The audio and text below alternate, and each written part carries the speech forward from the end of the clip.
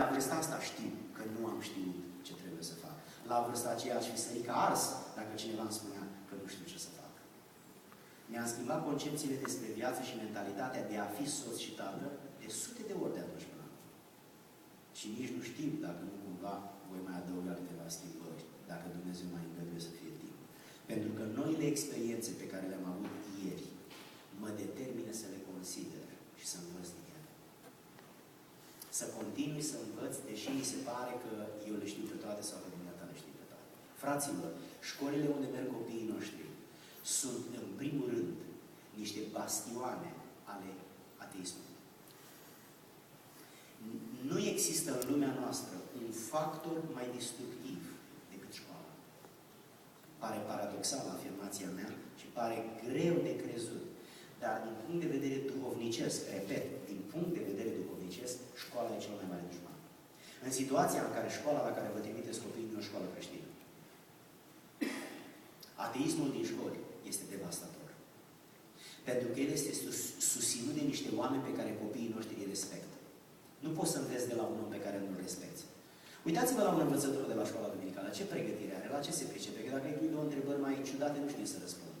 Dar du-te la domnul care are 20 de ani de meserie predând psihologia sau sociologia sau cine mai știe ce e freudism la școală, că pe la tot ce îl întreb știe și copilul este foarte impresionat de inteligența și de știința lui și îl respectă.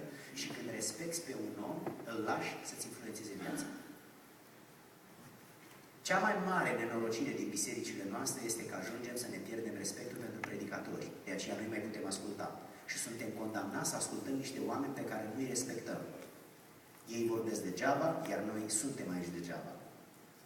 Asta este o mare nenorocire, o mare înșelăciune. Și așa se distruge o biserică. Dar, să revenim. Un alt lucru asupra căruia părintele trebuie să găsească metode este păgânismul din societate. Copilul crește într-o familie. Dacă este prezent materialismul, părintele trebuie să găsească metode de prevenire, de preîntâmpinare a contaminării cu acest idol numit lucrurile materiale.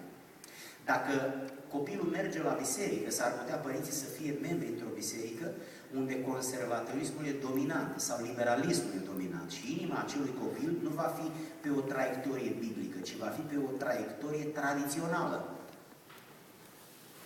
Dacă copilul acesta merge la școală, toate valorile creștine, unde Biblia, rugăciunea, pietatea, adică smerenia, sunt valori fundamentale, ateismul acela din școală îl scoate pe Dumnezeu din inima lor și pune în inima lor destrăbălarea și plăcerea fără responsabilitate.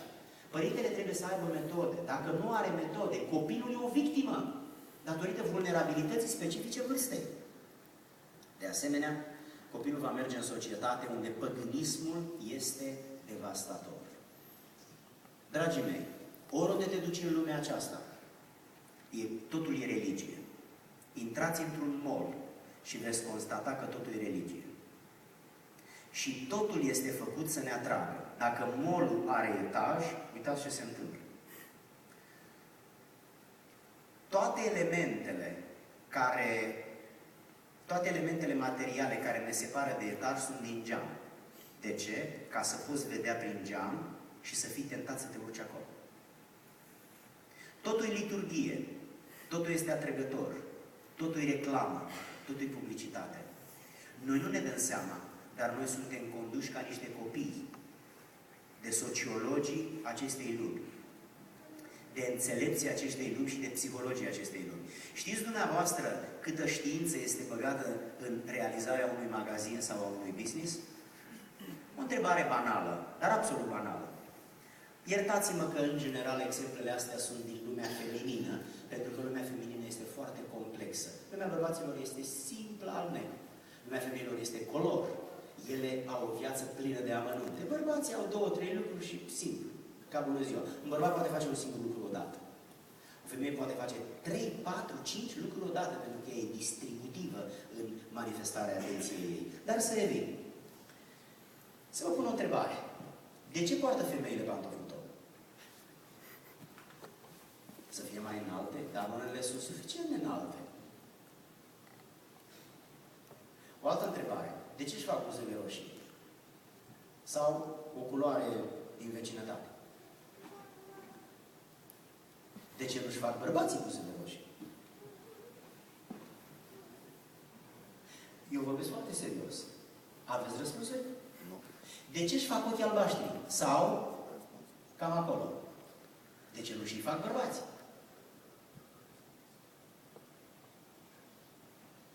Dumneavoastră vreți să credeți că toate lucrurile astea au de fapt în spate motive foarte serioase. Noi numim chestia asta modă. Și este modă, că trebuie să găsim un cuvânt pentru fenomenul ăsta. Dar în spate sunt niște oameni inteligenți care folosesc lucrurile astea pentru un anumit interes. O să revin puțin numai la pantofii cu toc, ca și idee, nu ca și practică. Deci, am spus asta ca să spun că femeile care vin la adunare și poartă pantofi cu toc, nu-i poartă din motivul ăsta, dar cine i-a introdus din motivul ăsta i-a introdus. Ca și idee, de asta s-a introdus. Astăzi, femeile îl poartă că numai din ăștia găsești în prăvălie. Și cam așa e viața, modă. O să folosesc un exemplu. Să mă iertați dacă exemplul meu trece dincolo de limita pe care dumneavoastră o numiți decență. Aici, între cot și umăr, există în partea asta un mușchi care este numit biceps. Mușchiul acesta, dacă este relaxat și mâna este întinsă, el se întinde între zona asta a umărului și a cotului. Atunci când îndoim mâna, mușchiul ăsta este pus în situația să se facă cocoloș, să se îngrămădească și să se facă așa ca o mingică. Asta este semnul masculinității. Orice bărbat puternic implicat într-un sport de performanță va face așa. Pentru că aici se vede toată puterea lui. Ăsta e semnul masculinității. Am dat asta ca exemplu și acum mă mut prin comparație la ceea ce vreau să spun mai devreme. O să mă urc un pic aici ca să fiu mai ușor de văzut. Același fenomen care vi l-am prezentat cu bicepsul de la bărbați la mână, se întâmplă cu piciorul la gambă la femeie. Mușchiul ăsta de aici, când ai piciorul normal, este întins. Dar în momentul în care flexezi piciorul și întinzi vârful așa, tot mușchiul ăsta se face cocoloș. Ăsta este semnul feminității. Dumneavoastră nu o să știți niciodată ce mesaj are pentru ochiul unui bărbat când vede partea asta a piciorului. N-aveți niciodată de unde să știți. Dar Scriptura spune așa, Matei 5:27 ziceam aseară, dacă cineva se uită la o femeie, evident, dacă un bărbat se uită la o femeie, ca să o poftească în mintea lui, în inima lui, gata. Știți dumneavoastră că orice bărbat, în mod natural, datorită unei structuri cu care a fost conceput de Dumnezeu în capul lui, are tendința să se uite și în funcție de ce vede să poftească, că e animalic, e carnal, e firește să facă treaba asta. Și în relația cu soția lui trebuie să facă lucrul ăsta, că altfel n-ar ajunge niciodată să aibă copii. Dar numai cu problema că ochiul ăsta, când vede un picior, n-are de unde să știe dacă e al nevestei sau al nevestei vecinului.